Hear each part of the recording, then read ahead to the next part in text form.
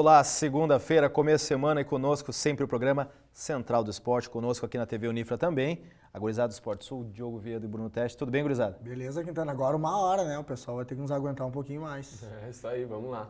Programa de cara nova, agora que acreditamos nós, um pouquinho mais de respiro, né? Afinal de contas, a gente sempre tentando dar conta de todas as notícias do esporte em 30 minutos. Agora a gente tem 1 hora, a gente tem as notícias do fim de semana, as modalidades e também temos as entrevistas nos últimos blocos, ou no último bloco.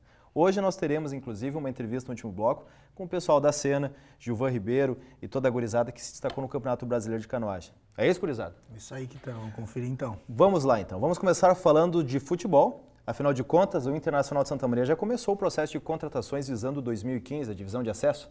Se nas últimas semanas as notícias do Inter de Santa Maria estavam um pouco mais frias, hoje está mais movimentado, né, Quintana? Afinal, o Inter de Santa Maria anunciou o nome de 11 jogadores que vestirão a camisa alvirrubra em 2015 na disputa da divisão de acesso, né? Um pacotão aí anunciado pelo clube que, mesmo sem ter a homologação do novo presidente para o próximo ano, que aí deve mesmo ser o Heriberto Marqueto, anunciou então, ó, o volante Charles, que já vestiu a camisa do Inter, ele está rodando a foto de alguns dos jogadores, o volante Charles que vestiu a camisa do Inter na Copa FGF Sub-19, Douglas T-Rex, aí o volante que deixou boa impressão na equipe do Badico em 2014, lateral direito Tafarel, com passagem pelo Rio Grandense, aí, uma revelação, e do Periquito, meia Maicon Sapucai, experiente, ex-Brasil de Pelotas, além do zagueiro Marcelo Oliveira, ex-Tupi, o Vainer, outra novidade, né? O retorno do volante Vainer, meia Vainer, terceira passagem pelo clube, acertou o retorno. Junto com ele vem o Maurinho, meia lá do Brasil de Farroupilha, Rafael Paraíba, atacante experiente, que vestiu a camisa do Guarani de Bagé no segundo semestre e que também, né, teve uma breve passagem pelo Rio Grandense no início dessa temporada. E ainda o zagueiro Valdemar, também do Tupi, e o Rodrigão, artilheiro da divisão de acesso, vestindo a camisa do Marau, está confirmado. Eu conversei na sexta-feira com o Heriberto Marqueto, né, o presidente em exercício, não gravei, uma conversa bem franca, bem cordial. O presidente falou abertamente sobre essas contratações e garantiu que o Josiel também tem interesse em continuar no Inter e deve aí nessa semana acertar também a presença no elenco, que não tem o treinador, né, Quintana? Mas o que o Heriberto Marqueto falou é que este ano a política do Inter é montar o grupo e um treinador que se encaixe no perfil, não o que vem acontecendo nos últimos anos. Mas isso é que incomum, né, Diogo? Buscar um treinador, geralmente é feito isso. O treinador geralmente ajuda a montar o grupo, né? Busca-se um treinador e aí dentro das preferências do treinador monta-se um elenco. E aí o que acontece? Se o treinador vai mal, é raro ser demitido numa divisão de acesso até por rescisão e trazer outro em meio a uma competição curta. Mas fica vinculado mais o jogador, né? Aquela bruxaria. Bruxo do treinador traz a sua base, aqueles seus jogadores de confiança e monta-se a partir daquilo ali. O Inter quer fazer o contrário, para não deixar ninguém, o grupo refém de um treinador. Caso o treinador não agrade, se for o caso, tiver que demitir, não é um grupo que vai sai o treinador, os bruxos dele. Então, pelo menos uma alternativa que não tem sido comum nos últimos anos, né? O que vocês pensam sobre isso, né? Até em termos de nomenclatura, vocês lembram do Grêmio do Tite, de 2013, diziam que era o pastor e suas ovelhinhas, né? Que eram chamados bruxos do futebol, aqueles jogadores que ele não tirava do time independente da performance em campo. Teste, te surpreende essa montagem de grupo, primeiro, antes mesmo da nomeação do presidente e antes mesmo da nomeação do novo treinador, afinal de contas, é quem vai trabalhar com esses jogadores? Me surpreende, Quintana, até também pela agilidade que o Inter vem trabalhando, como manifestamos, o Diogo manifestou agora, não tem treinador, o Heriberto Marqueto ainda vai buscar, como corre nos bastidores, uma reeleição, mas o time já está com uma espinha, até mais com uma espinha dorsal montada, e são jogadores de qualidade, jogadores que conhecem a divisão de acesso, alguns que já tenham a identificação com o clube. É claro que eu não tenho dúvidas, quando o treinador bater o martelo com o treinador, eu acho que o treinador vai sim trazer algumas peças, mas são aquelas peças pontuais que a gente sempre costuma falar, né? Vai trazer de repente um volante, algum zagueiro, algum lateral. os treinadores gostam de trabalhar com um homem de confiança. O Luciano Correia, esse ano no Rio Grandense, na divisão de acesso, tinha 5, 6 jogadores da sua confiança que ele manteve até o final e foi o que deram a resposta. Ou seja, ele deu aquele respaldo a esses jogadores. Também eu acho que precisa num grupo, né? Mas isso, como eu falei, assim que bater no martelo com o treinador, acho que também o treinador vai auxiliar. Como o Marqueto falou, a maioria é contratada pelo Inter, é o Inter que vai formar, mas acho que quando o treinador vir vai trazer mais alguns reforços, assim. Porque também, né, esses nomes apresentados pelo Inter são nomes de agrado aí de 90% dos treinadores que gostariam de trabalhar com eles. A gente sabe que não existe uma matemática, fazendo uma comparação com o futebol nacional, por exemplo. A gente pega o Palmeiras, né, que está numa situação muito complicada esse ano, um ano de centenário podendo ser rebaixado. Teve um grupo montado, algumas peças pelo treinador argentino, né? O Ricardo Careca escolheu alguns estrangeiros, diversos jogadores. Eu bati o microfone aqui, desculpa ao telespectador. O Ricardo Careca, né, que trouxe alguns jogadores de confiança e que somente ele conhecia, pois ele durou algumas rodadas, foi demitido e agora? Dorival Júnior está com essas peças e ele não vai ter tempo de montar, as inscrições do campeonato já encerraram, então fica complicado, né? O futebol, como em tudo, né, Quintana, precisa haver um equilíbrio. Assim como a gente fala sempre, né, Bruno? Um grupo, como o Bruno destacou, que o Rio Grandense é temerário utilizar 10 jogadores do Sub-19 para um grupo profissional, é preciso sempre buscar um equilíbrio. Jovens, experientes, assim como jogadores de confiança. É preciso ter jogadores. É preciso ter jogadores de confiança no treinador. Porque a gente já viu, vamos pegar exemplos mundial, o próprio Luiz Felipe Scolari no Chelsea foi boicotado. Quando os jogadores não querem jogar por um treinador, eles demitem técnico. Então, se buscar um treinador que chega aqui diferente, não fecha com as peças do elenco, eles vão trabalhar no dia a dia. Pô, esse cara, eles vão boicotar o treinador. Então, o treinador precisa ter o capitão dele, aquele cara que já trabalhou com ele, que já viveu outros momentos com ele. Ele precisa depositar aquela confiança maior em alguns nomes que, de fato, estejam ligados a ele muito mais do que aquele momento ali, né? Então, é preciso ter esse equilíbrio. Mas surpreende mesmo essa atitude do Inter se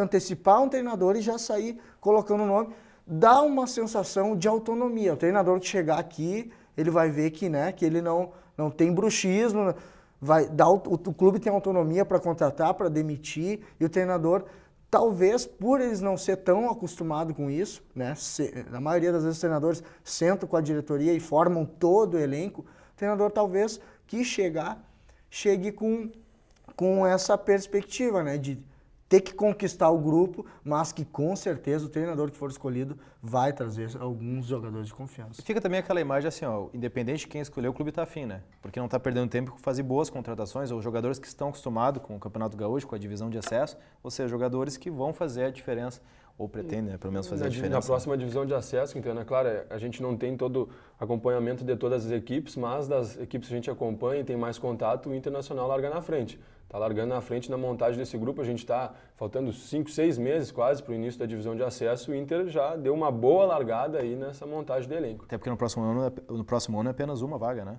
Que sobe para a principal divisão, né?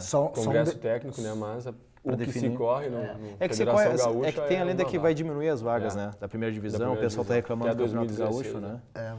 Mas só para fazer um último registro, Quintana, muitos questionaram o retorno do Vainia, né, um jogador que deu muito certo em 2008, quando o Inter foi terceiro colocado no Campeonato Gaúcho. Esse ano ele até nem jogou muito pelo Brasil de Farroupilha, né, era reserva, e do time do técnico Suca.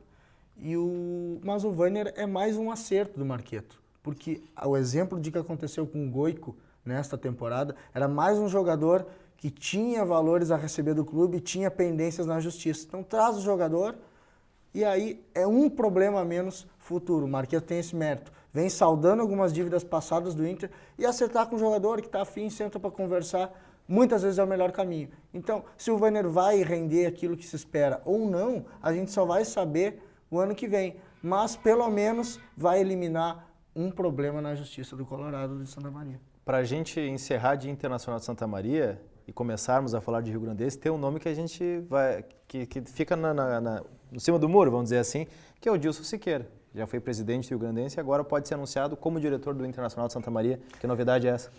O Dilson, até o Bruno tem mais propriedade para falar, que acompanha o Rio Grandense, né? Ele rompeu ali com a diretoria, digamos assim, né, com a diretoria do Rio Grandense. Até dizem que alguns nomes, o próprio goleiro Romário, o lateral direito Tafarel, que acertou com o Inter, teria sido por uma indicação ou ajuda dele, né, Bruno? Não sei o que se especula no Rio Grandense, mas o Inter oficialmente não cita o nome de Dilson, mas que ele se afastou um pouquinho do Rio Grandense, isso é um fato. Né? Como que isso repercute nos bastidores do Rio Grandense? A gente trouxe, né, esse fato quando aconteceu, né, Quintana, que o Dilson Siqueira, ele trouxe a Santa Maria, digamos assim, o treinador Jair Galvão e o gerente de futebol Sandro Pagliarini. Assim que o clube rio-grandense se assustou, podemos dizer assim, com a pedida salarial desses dois profissionais e deu uma recuada, que queria analisar outros perfis de treinadores e gerentes de futebol, o Dilson Siqueira, não vamos dizer mordido, né? Mas como ele já tinha sido apalavrado com o treinador e com o gerente de futebol, também, assim que o clube negou eles, o Dilson Siqueira também se afastou.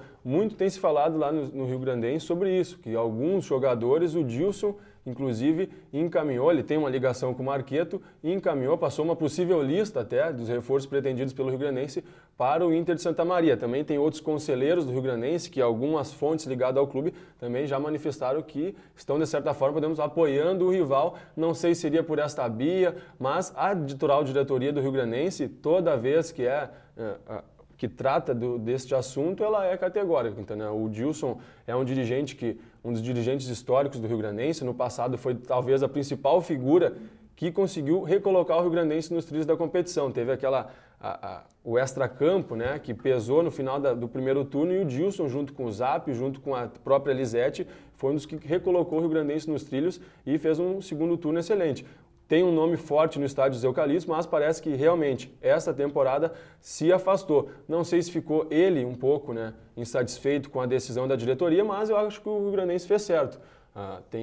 Temos que hoje o Rio Grandense, a cada ano, parece que ele se vacina com isso, né, Quintana? Essa questão do extracampo que vem atrapalhando o Rio Grandense já a sequência de temporadas, né? O Rio Grandense que está fazendo tudo de pés no chão. Pode ser até está perdendo, vamos dizer, alguns jogadores para o Inter Santa Maria, já vamos escutar o Feliciano Corrêa falando, mas a ideia do clube é fazer tudo de pés no chão. Foi procurar outro treinador, foi procurar outro gerente de futebol e por isso o Dilson se afastou. Mas acredito que o Rio Grandense está fazendo certo. Ele tá surpreende, né? Porque surpreende, a gente está acostumado porque é um dirigente ligado ao clube, já foi presidente, era presidente até então, iniciou essa temporada na figura de diretor de futebol, mas então por esse não acerto com o Jair Galvão e Sandro Pagliarini, o Dilson teve essa ruptura. Mas falando pelo pessoal do Rio Grandense, que é que eu tenho mais contato ultimamente, não tem nada entre as partes, né? Não criou aquele, vamos dizer, uma briga, podemos dizer assim, entre as partes. O Rio Grandense trata o Dilson como um dirigente histórico, nada mais que isso. E agora não está atuando. E não está atuando no futebol. Tudo que ele fez, ninguém vai apagar, já ajudou o clube em outras épocas, mas também agora é bola para frente, podemos dizer assim. A gente está acostumado com o jogador virar casaca, dirigente chega a ser uma novidade. Só para não deixar como uma exclusividade do Rio Grandense a situação, o mesmo aconteceu ano passado, né? Vilmar Tâmbara, que foi vice de futebol do Inter por um bom tempo, né? Voltaria ao clube, mas também por essa mesma questão de que o treinador não seria do agrado dele, ele e o Sérgio Savio acabaram se afastando, que agora estão retornando. Então, são situações momentâneas, peculiaridades que às vezes a vaidade faz com que o clube perca às vezes, né?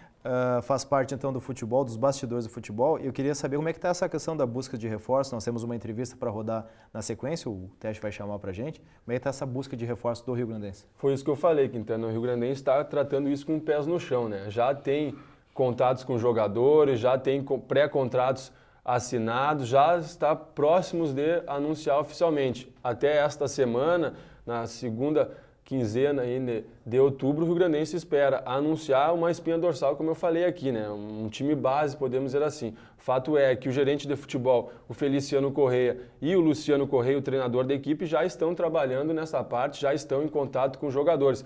Como é tradicional nessa época do ano, o Rio Grandense também tem uma lista aí, né, de possíveis jogadores e está fazendo contato com essa lista. Perdeu alguns nomes que interessavam o Rio Grandense, o goleiro Romário e o Tafarel para o Inter, e até daqui a pouco nós vamos escutar o que o Feliciano fala se o Rio Grandense, pelo Inter, tá sair na frente, né? Sair na frente, se o Rio Grandense vai ter alguma pressa. Mas também ele fala, vamos fazer tudo com calma. É claro que tem algum bom tempo para trabalhar, mas o fato é que o Rio Grandense também está bem próximo aí de anunciar os primeiros nomes. O trabalho está sendo feito nos bastidores, não anunciou nenhum de forma oficial, mas estamos bem próximos aí do Rio Grandense anunciar os primeiros reforços para 2015. O Vamos trabalho ouvir, está então? sendo feito. Vamos escutar então aí que o gerente de futebol Feliciano Correia fala sobre isso aí, sobre essas tratativas com os atletas mirando o 2015.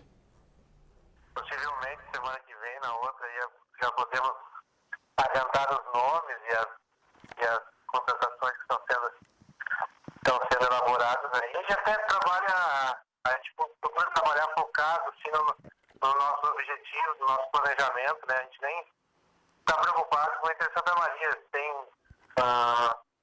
um pessoal dele lá do departamento de futebol que trabalha sério também, assim como a gente trabalha. Então a gente não está muito preocupado com relação às contratações do Inter. A gente está preocupado em formar um grupo muito competitivo, um grupo que tem um perfil vencedor, né? O nome é objetivo do Rio Grandense, que é o centroavante Jajá. Com certeza, o Jajá fez um ótimo trabalho esse ano, né? Foi um dos goleadores aí da divisão de acesso. É um atleta identificado com o clube, com a torcida. O clube já procurou ele, então estamos esperando uma resposta dele aí. Tá aí a questão do Jajá, né? Vale salientar que o Jajá parece que os dois clubes vão disputar o Jajá, Quintana. O Internacional também já entrou em contato com o empresário do jogador, com o próprio centroavante, e o Rio Grandense fez a mesma coisa. O Rio Grandense, falei com o empresário do jogador essa semana, o Rio Grandense ofereceu um valor abaixo do que era esperado pelo Jajá. E isso pode deixar o Jajá próximo do estádio Presidente Vargas, né? O Jajá diz que não está tendo aquele reconhecimento que ele queria, vamos dizer assim, do Rio Grandense. Foi o artilheiro da divisão de acesso esse ano. Acho que o Rio Grandense, como falava até com algumas pessoas ligadas ao clube, pode fazer um esforço aí para ter algum jogador. O Rio Grandense quer fazer tudo com os pés no chão, volta a falar isso porque é o que sempre os dirigentes falam. Mas acho que um jogador do porte do Jajá foi o principal nome do clube na divisão de acesso. Acho que o clube poderia fazer um esforço sim, de repente fugir daquela folha salarial, pagar um pouquinho a mais para o Jajá. Comprovou que vale, né? Comprovou que vale, vai ter esse retorno, né? E eu acho que não podemos fazer assim, também um time muito barato, entre aspas, né? Um time não vai chegar. Não vai chegar. Acho que se o Rio Grandense quer apostar, ele vai apostar nas categorias de base, está certo de fazer isso, quer apostar em jogadores da região, identificados com o clube, também está certo, mas tem que ter algum jogador diferencial. Acredito que o Jajá, por tudo que ele fez no Rio Grandense, o clube deveria fazer uma força para trazer ele novamente, contar com ele para 2015. Se não, o Heriberto Marqueto lá está de olho também, pode se atravessar nessa negociação e o Jajá pode vestir a camisa alvirrubra. Tá essa incógnita no ar. Os dois times vão brigar pelo centroavante Jajá. Hoje podemos dizer que até ele está mais perto do estádio Presidente Vargas, apesar do Marqueto não ter entrado, vamos dizer, forte na negociação, mas vem falando nas entrelinhas com o seu empresário. Mas o Rio Grandense já fez uma proposta, está nas mãos do Jajá e agora cabe ao jogador analisar o que é melhor para o seu futuro também. Bacana esse Rional fora dos gramados. A gente espera um clássico Rional bastante acirrado em 2015 na divisão de acesso, mas já começou os bastidores fervilhando no fim de 2014. Seguimos falando de futebol, agora de categorias de base, falando do desempenho do Novo Horizonte, no fim de semana com 5 partidas, recebeu o Americano e o Grêmio, Diogo. É isso aí, Quintana. Gauchão no Ligaf, a primeira divisão do futebol gaúcho de categorias de base. E aqui no CT Morada dos Cardeais, no bairro Medianeiro, Novo Horizonte recebeu, então, o Americano de Novo Hamburgo para 4 partidas e o Grêmio, nada mais, nada menos que o Grêmio, né? Eu ganhei umas imagens aí do Sub-11, vitória no Sub-10 e Sub-11, 2-0 e 1-0. Depois, vitória também no Sub-14 e as derrotas no Sub-12 e no Sub-13, que enfrentou o Grêmio. Manhã e tarde, né? De bons jogos aí no sábado, lá no CT Morada dos Cardeais. A situação completa aí das equipes do Clube de Santa Maria dá para conferir, né? No esportesul.com, lá tem mais detalhes e informações do time aqui da cidade. Perfeito, a gente vai para um breve intervalo, em seguinte volto com mais notícias, futsal, basquete e também, no último bloco, entrevista com o pessoal da Cena na Canoagem. Fique conosco, já voltamos.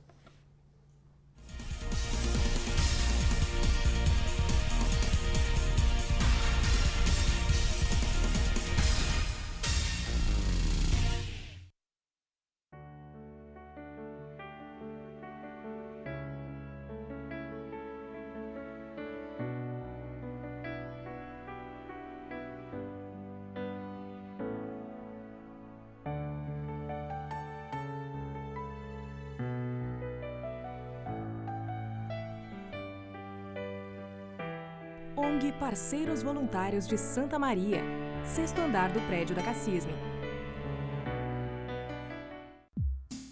Eu vivo a noite do meu jeito. Se tem diversão, tô dentro. Eu gosto é do movimento, da vida, mas alcoolizada, eu não dirijo.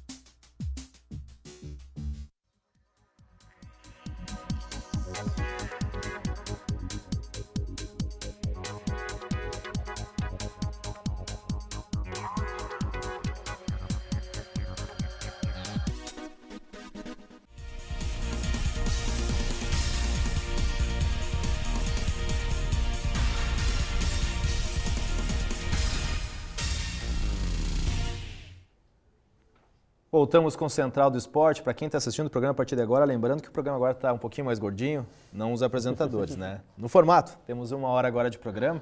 Eu queria, antes de chamar a atração do futsal, da Associação Amigos Rio Grandense, explicar como é que funciona, que geralmente o Diogo brinca ou fala, o teste está sabendo do Rio Grandense, ou eu estou sabendo do Internacional. Esses guris, eles são responsáveis pela cobertura de todos os esportes de Santa Maria, com uma equipe bastante pequena, tem mais o apoio do Erickson e do Bruno. E eles se dividem, então, digamos como se o Bruno fosse o setorista do Rio Grandense. Exatamente. E o Diogo o setorista do Internacional. Aí, se não bastasse isso, um é setorista do futsal, o outro do handebol, aí tem mais o basquete e por aí vai. Então, começamos com o futsal, que o Rio Grandense, que o Té geralmente acompanha, falando da Associação Miss Rio Grandense, Sub-17, que começou bem essa terceira fase com vitória, né? Continua bem, vale ressaltar, Quintana, a equipe vem numa crescente ao longo de cada partida, ao longo de cada fase, e confirmou isto nesta estreia na terceira fase do estadual Sub-17. A equipe do Rio Grandense, de todas as equipes que estão disputando o estadual de categorias de base, Quintana, talvez essa equipe Sub-17 do Rio Grandense é a que tenha tido um começo pior assim na competição. Foram 3 derrotas, mas hoje talvez ela é a equipe que pode chegar mais longe no estadual de categorias de base. Realmente são uma garotada que o Lucas Belo está fazendo um excelente trabalho, que eu já ressaltei no último programa. Essa base do Sub-17 também está jogando no estadual Sub-20 e colocou o time Sub-20 nas quartas de finais. A equipe Sub-17 do Rio Grandense tem condições de ir adiante, daí na fase mata-mata aí do estadual. Nesta estreia enfrentou a RBF de Canoas e dominou do início ao fim. Foi um jogo parelho, um jogo equilibrado. O time de Canoas é uma boa equipe, já tinha demonstrado isso no duelo contra o América aqui em Santa Maria, mas o Rio Grandense venceu do inío ao fim, podemos dizer assim, Quintana. Fez 2-0, o adversário chegou a encostar no marcador, mas na segunda etapa o Rio Grandense mostrou aquele toque de bola envolvente, seguro na marcação, pressionando o adversário na saída de bola e fez o resultado de 6-3. Resultado que já coloca o clube na liderança do grupo 16 nesta terceira fase do estadual. Agora o clube tem mais uma partida fora, a próxima rodada viaja para enfrentar o Torino de Caxias e depois enfrenta novamente fora a RBF, ou seja, já fez o principal, que era o dever de casa nessa largada, né? Muito importante nessa fase, como são somente 4 jogos, vencer, conquistar pontos em Santa Maria. E o Rio Grandense fez isso com louvores, podemos dizer assim. Conseguiu uma boa vitória nessa largada, comprovou que está no caminho certo, que tem tudo aí para ser uma das grandes equipes neste estadual. Eu sempre salientava que o América, Sub-17 nesta categoria, era um dos favoritos e hoje eu já coloco, quem sabe, essas duas equipes como prováveis candidatos. Eu até estou torcendo para que se encontrem numa possível quartas de final, semifinal. Claro que o futsal santamarense não seria tão bom, né? Quanto as equipes mais daqui forem mais longe, seria bacana. Mas seria bom de ver o América Futsal, que tem uma grande equipe, desde o início era apontado como favorito, e o Rio Grandense, que cresceu muito durante a competição, e hoje eu coloco eles num nível muito parecido, e os dois têm grande chance de seguirem em frente no estadual aí, Quintana. Nós temos uma entrevista do treinador, né, o Lucas Belo, falando sobre essa arrancada com o Vitória, mas de fazer uma pergunta, funciona mais ou menos assim, quando a gente joga com os mais velhos, quando a gente é guri, né, quando a gente conseguia jogar, tinha corpo de atleta, aquela coisa toda, né? Eu jogo ainda, né?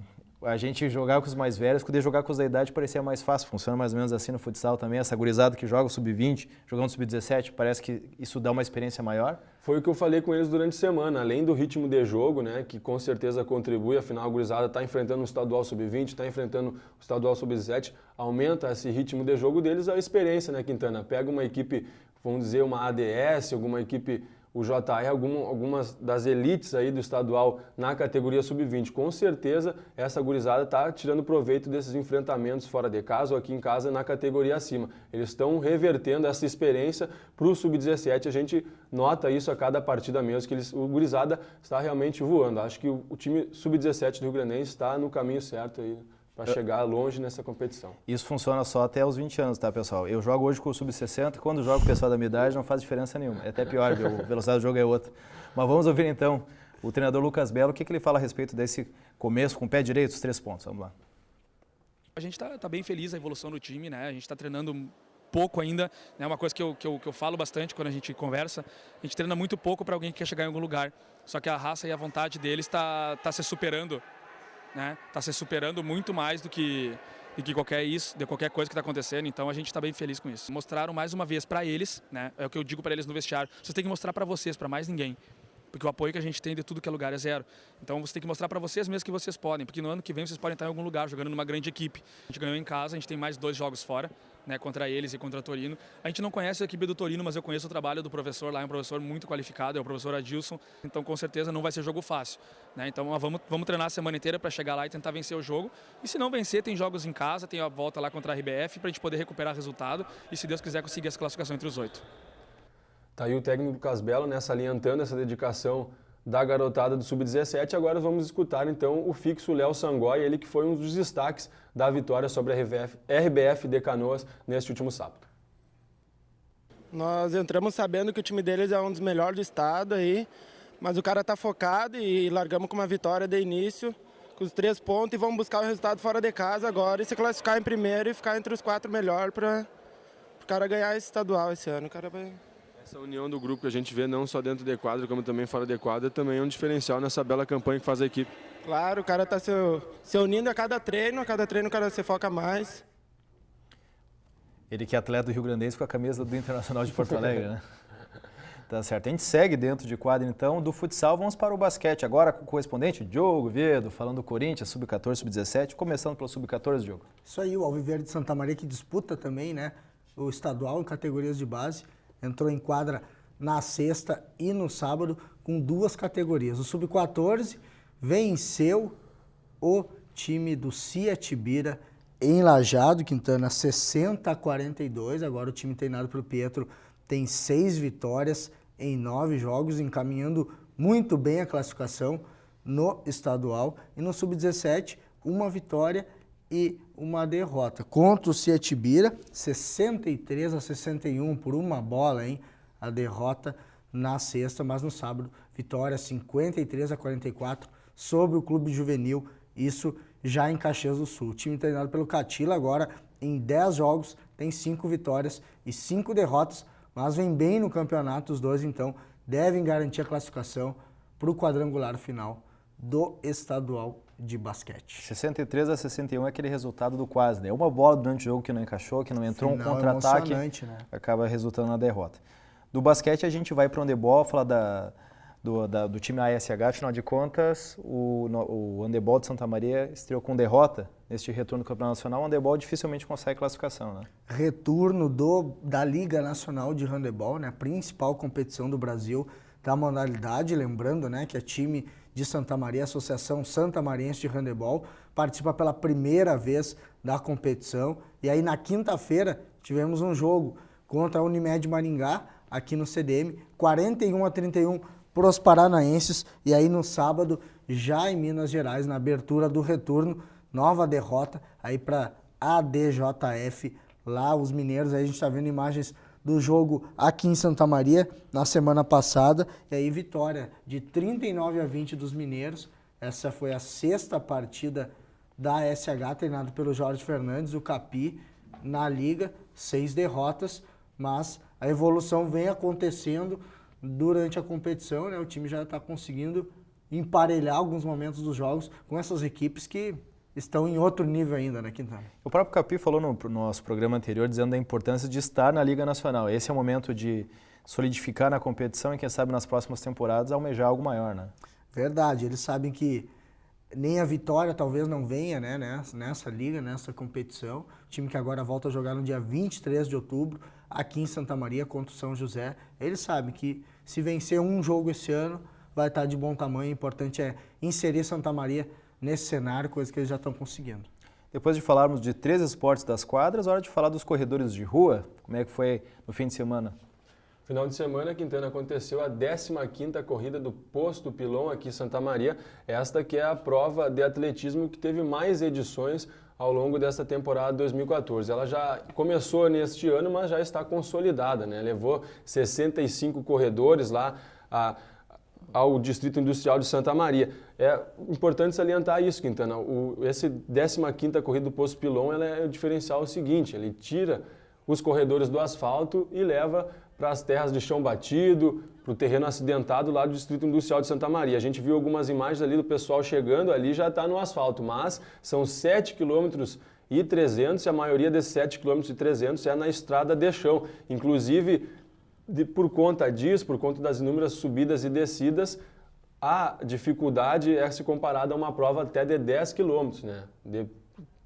Visando o terreno e essas subidas e descidas, mas estão aí, então agora a gente já vê o pessoal no pódio. Passar aqui os grandes ganhadores, né? O Renê Teodoro Vieira de Santa Maria foi o grande campeão na categoria masculino e no feminino a Márcia Garcia Cavaleiro de Restinga Seca papou mais uma vez, ela que vem sendo um dos grandes destaques da temporada de atletismo santamariense e da região. Mandar mais uma vez um parabéns para a União dos Corredores de Rua de Santa Maria, que também faz um trabalho com pouquíssimo apoio, Quintana, para não dizer nenhum, e coloca movimenta aí... muito, né? Movimenta muito. Cada final de semana, de 15 em 15 dias, está acontecendo uma prova de atletismo na cidade. E a prova disso é essa 15ª Corrida do Posto Pilon, 15 edições ao longo de 2014 e mantendo 65, 70, 50 atletas nessa prova, que é um pouquinho diferencial, né? Como eu falei, leva o pessoal lá para o Distrito Industrial de Santa Maria.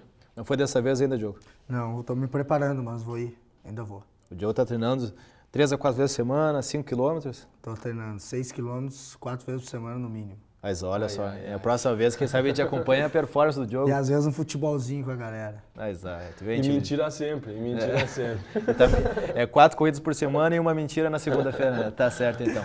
Pessoal, a gente volta em instantes. No próximo bloco nós temos a entrevista com o pessoal da Sena que conquistou 25 medalhas no Campeonato Brasileiro de Canoagem. Não sai daí, voltamos em instantes.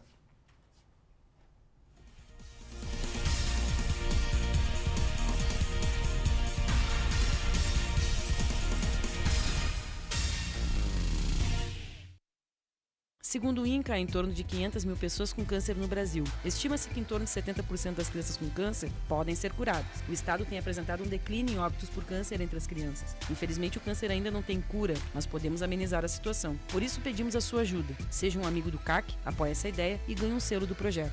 As doações podem ser feitas através de contas bancárias ou no local. Mais informações, acesse o site ou ligue 3226 4949. Empresa Amiga tem este selo, tem o seu.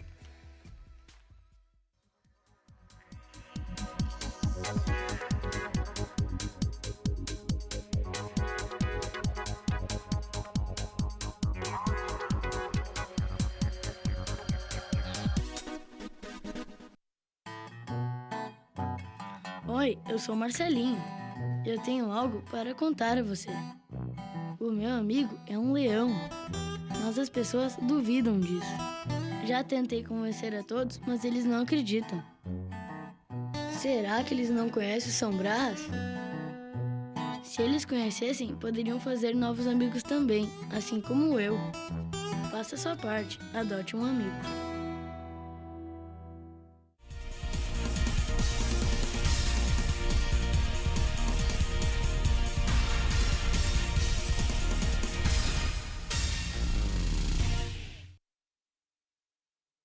Voltamos com o Central do Esporte, agora sem a bancada, sem o computador, por um motivo bastante especial.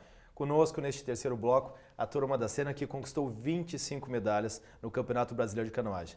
Tudo bem com vocês? Tudo bom. É uma honra tê-los conosco aqui no programa. Agora aqui a Gurizada do Esportes foi me ajudar a entrevistar vocês nesse momento tão importante. Afinal de contas, vocês têm um projeto tão bonito, um projeto que já dura alguns anos, que não, na verdade, a base não é só a busca por medalhas, mas se refletiu, com tanta dedicação, em 25 medalhas no último Campeonato Brasileiro.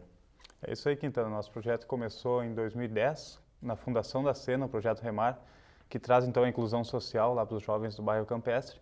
Mas em segundo plano a gente conseguimos criar uma equipe de canoagem em Santa Maria, né, retomar os projetos de canoagem de alto rendimento que tinha no passado aqui, onde Givago e eu começamos no esporte, e está aqui o fruto, o resultado, as 25 medalhas no último campeonato nacional.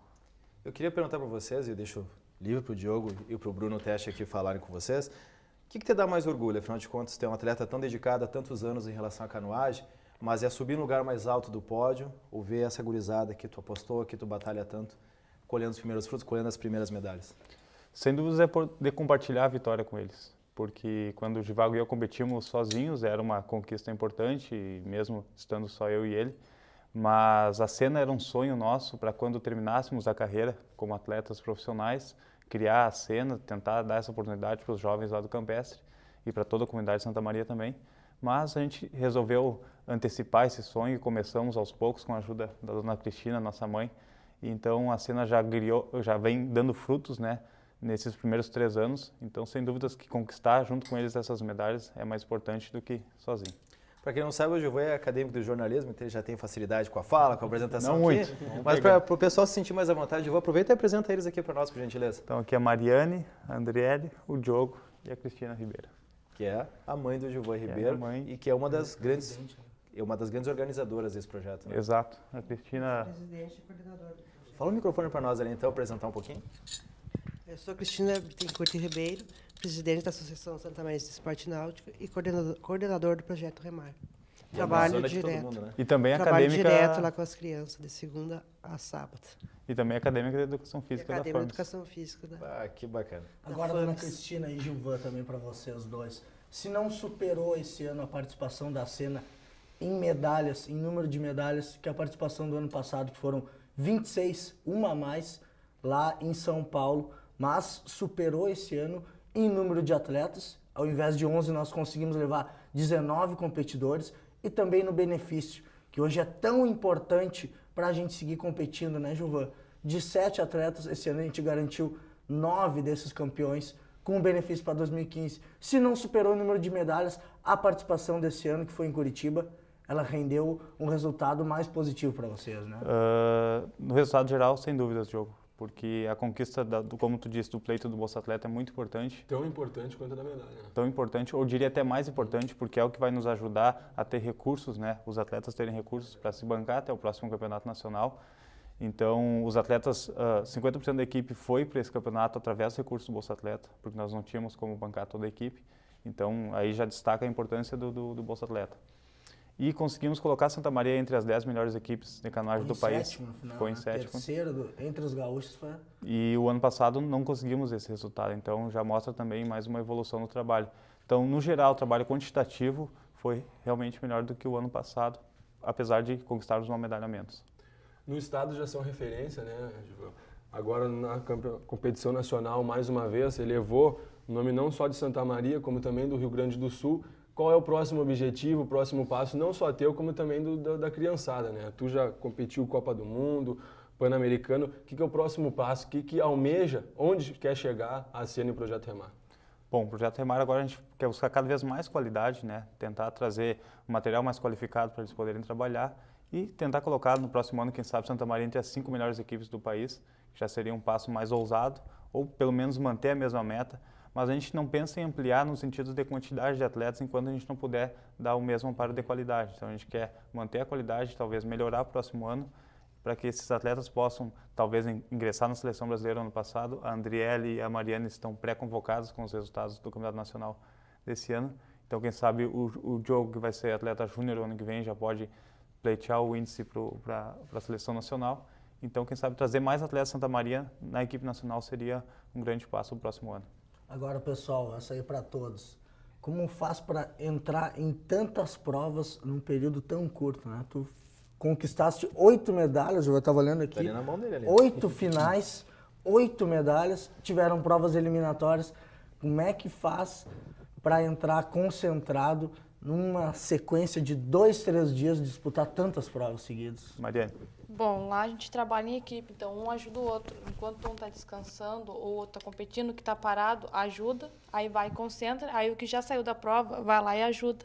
Aí esse que está concentrado vai lá e faz a prova descansado. A gente se divide. É muito mais um teste também psicológico. É hora de relaxar e se manter focado, porque tem horas que o nervosismo e vencer uma eliminatória e tem depois e ainda a teve final, o desgaste né? da viagem também, né?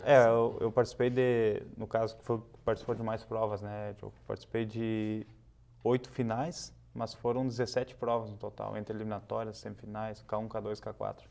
Então, manter a concentração entre uma prova e outra é realmente difícil. É o principal desafio, né? É o principal desafio. Claro que a gente sabe do preparo que foi feito para isso, né? Preparo físico, então isso dá um pouco de segurança. Mas mesmo assim, tu chega lá, tu vê os adversários e saber também que tem adversários que estão se poupando para algumas provas específicas, isso pode pesar um pouco no psicológico. O cara está vindo descansado para tal prova. Foi o que aconteceu no K1 500, por exemplo, que eu conquistei o tricampeonato. O Edinho, o atleta aqui de Porto Alegre, ele não tinha competido em nenhuma prova do 1000 metros, do fundo, e estava pronto para o K1 500 descansado. E eu já tinha feito final de K1, K2 e K4 nos 1000. E eu, sabia que ele era o favorito, apesar de eu ser o bicampeão da prova. Mas na largada ele já colocou um barco de vantagem nos primeiros 250 metros. Eu segurei um pouco, apostei no sprint final e consegui passar ele, e mesmo ele estando descansado. Então, foi realmente, claro, o preparo físico que me deu essa vitória, mas a parte psicológica conta muito, senão tu entrega a prova no final. E além disso, teve um outro fato que roubou um pouquinho da concentração, né? A Sena, como a gente sabe, muitas vezes compete com caiaques emprestados em algumas competições e eventos. Dessa vez, quase que na última hora não conseguiu um trailer para levar o material, todos os caiaques da equipe. Isso também rouba um pouco da concentração, né? Não ter o seu equipamento próprio na competição, mas dessa vez a Sena conseguiu e isso também ajudou, né, Giovanni? A gente tenta não passar isso para os atletas, né? Apesar de Givago e eu sermos atletas também, mas a gente já é um pouco mais experiente, então essa questão da logística a gente tenta organizar e não passar muito para eles que eles fiquem concentrados na prova.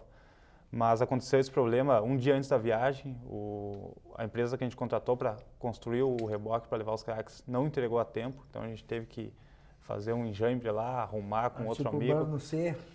O plano C, já era o D quase. Mas deu tudo certo no final, a gente conseguiu, os atletas viajaram tranquilos, com segurança e conseguiram realizar, eu acho que todos deram o seu melhor lá. Mas a gente fala dessa questão do apoio, que vocês fizeram uma campanha para arrecadar fundos para essa viagem, eu queria saber deles, assim, com que expectativa eles entraram nesse projeto da Sena, se eles esperavam em tão pouco tempo estar tendo esses resultados, e como é que é competir, treinar ao lado dessas feras, Gilvan e Givago Ribeiro, que são referência na canoagem nacional?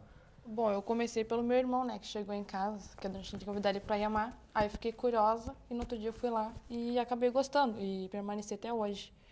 Eu achei, foi muito bom porque eu não esperava que eu fosse continuar, porque eu era uma pessoa assim que começava uma coisa, não conseguia, eu desistia muito fácil. Aí eu me surpreendi comigo mesmo, que quando eu comecei a fazer canoagem, mesmo não conseguindo acompanhar os meninos, eu peguei e fui correndo atrás, e hoje eu consigo andar com eles ou até na frente deles. E remar assim com o Gilvan e o Givago é muito bom, porque tu se inspira, tu quer ser igual a eles, tu quer chegar onde eles chegaram. Que bacana. Eu também foi a mesma coisa, só que tem o colega Renato, que estudava comigo na escola e ele fazia canoagem, a gente conversou e eu vi ali da minha casa os caiaques sempre na água. E aí me deu vontade de pedir se eu podia fazer parte ali. E aí ele falou para mim que eu tinha que falar com o Gilvan e o Givago, com a dona Cristina, para eles me inscreverem para mim entrar na equipe. E aí eu comecei na escolinha treinando ali, fui crescendo e a professora me deu uma chance de entrar na equipe e eu fiquei ali. E foi bem legal para mim. E hoje conheci até a seleção brasileira lá e foi bem legal. Pretende chegar no nível dessas feras aí? Com certeza, claro. A Andriele teve uma participação já na seleção brasileira esse ano, na Júnior, mas aí acabou com algumas questões burocráticas lá, o time se dissolveu e ela talvez ano que vem possa retornar. Diogo. Esse tem nome de fera, né? Bom, eu comecei indo lá porque o meu vizinho, a mãe dele é deficiente visual, aí ela pediu pra mim buscar ele, que ele estava atrasado, que ele tinha que ajudar ela em casa. Aí gostei, no outro dia pedi pra mãe ir lá conversar com a dona Cristina pra me colocar na equipe. Aí ela disse que não tinha vaga, daí eu continuei indo lá igual, enchendo o saco, né? Aí um dia um se machucou, daí eu entrei na vaga dele e tô aí até agora. Onde é que tu pretende chegar com a canoagem? Eu quero chegar bem longe. Não só em quilometragem, mas também... Ainda em cima dessa pergunta, Quintana, eu queria saber da garotada o que representam, né, os irmãos Gilvan e Givago, a professora também, porque além de treinadores, grandes incentivadores, já tem aquele laço, podemos dizer, quase familiar, né? Um convívio diariamente, troca de experiências. O que representam esse pessoal que faz um trabalho tão bacana para vocês? Pra mim é uma segunda família. Pra mim também é a minha segunda família. A mesma coisa que o Diogo Andrielli. Eles representam muita coisa, né? Porque eles estão sempre ali dia a dia acompanhando a gente, nos dando força, essas coisas, sempre. Eu acho que quer dizer que vocês estão ficando velhos, viu? É muito bacana. Pai, não dá pra chamar ainda de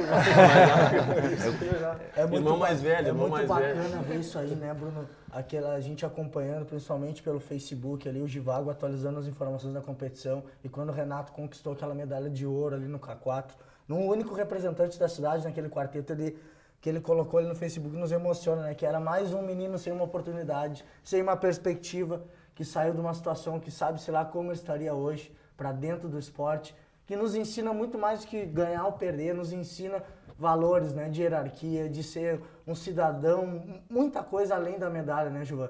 Aquilo nos emociona muito, cara.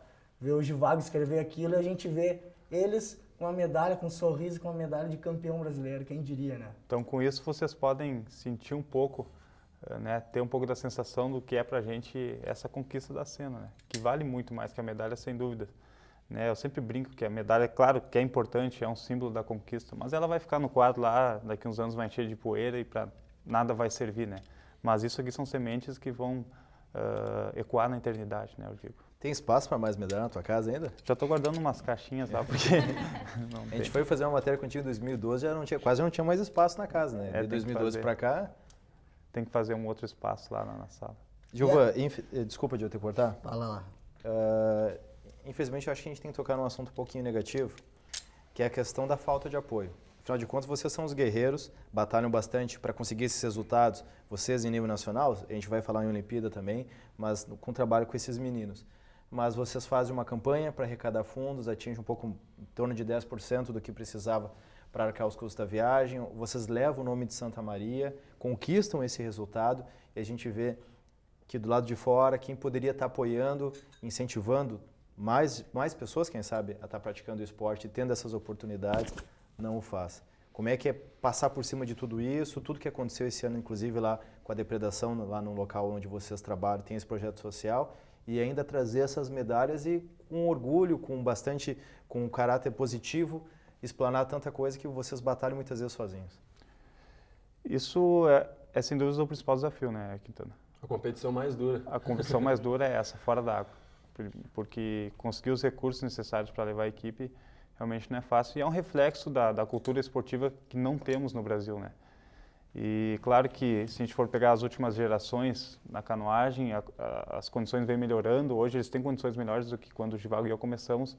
Mas ainda o esporte considerado amador, que eu acho até um termo muito pesado para usar, porque de amador não tem nada. A gurizada se prepara todos os dias. O Givago e eu, há mais de 10 anos, treinamos diariamente, abrimos mão de família. O apoio é amador, na verdade. O apoio é amador, no sentido do apoio, né? Mas o preparo, sem dúvidas, é profissional, né? E é a principal barreira. Mas a gente enfrenta com muita força isso porque conhecemos, infelizmente, a realidade e tentamos nos segurar nos pontos positivos disso, porque tem muitas pessoas que ajudam também. Infelizmente, o poder público aqui em Santa Maria é ausente por esporte de alto rendimento, né? Não só na canoagem, mas em outros esportes também, assim como o judô, o voleibol, que são esportes de destaque na cidade, o próprio futebol, que não tem o apoio do poder público, infelizmente.